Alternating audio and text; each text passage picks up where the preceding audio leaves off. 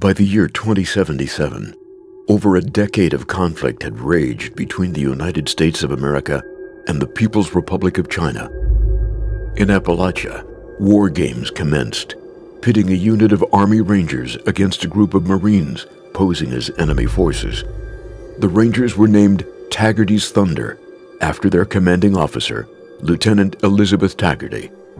Under her command were Sergeant Wilson, Corporal Marino, Corporal Weber, Private Esposito, and Private De Silva.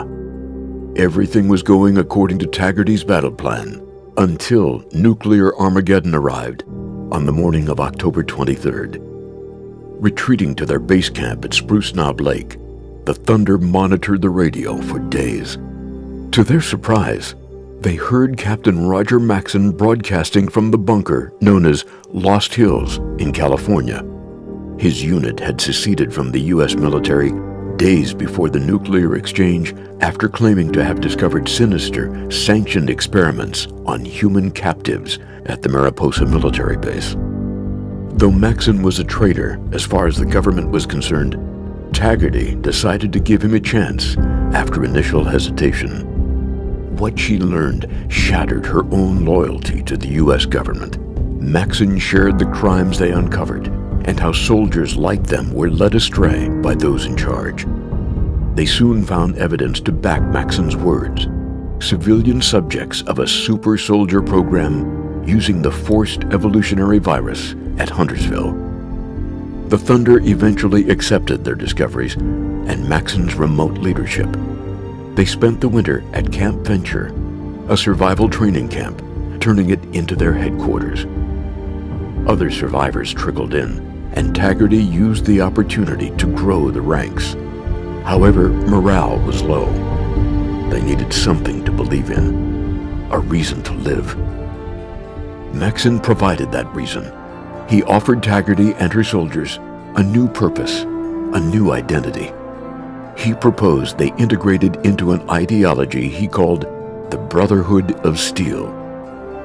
Taggarty and her charge were caught off guard by what appeared to be an outrageous plan. She could understand defending others, but why as scribes, squires, knights, and paladins?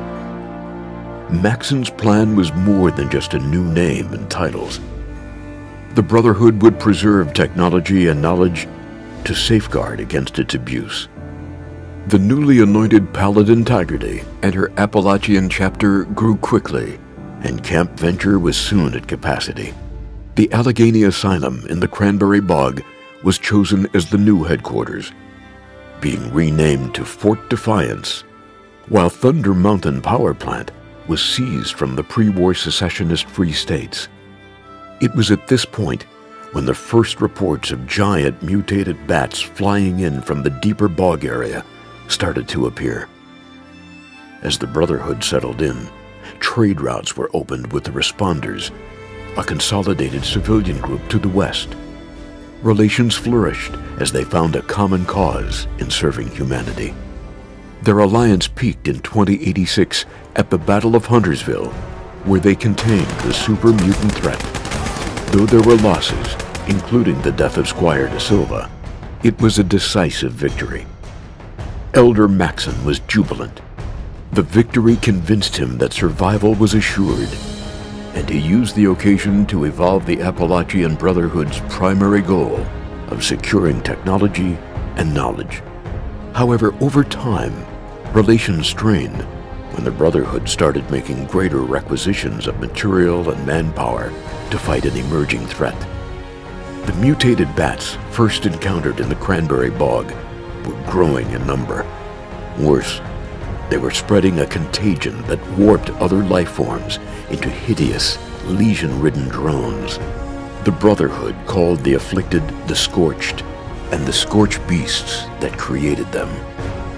Realizing the gravity of the threat, Scribe Grant at Fort Defiance and his counterparts at Lost Hills worked together, racing to devise tracking technology, armaments, and research into a cure, while the Knights braced the front lines. Knowing they were barely containing the threat, Taggarty confided in Maxson that maybe more severe methods were warranted. using Appalachia's automated nuclear silos. Enraged, Maxon shut her proposal down. To use the very technology that brought so much death in the first place was unthinkable to the elder. It was a line he would not cross. There had to be an alternative, he reasoned. He pushed for further cooperation with people outside of the Brotherhood.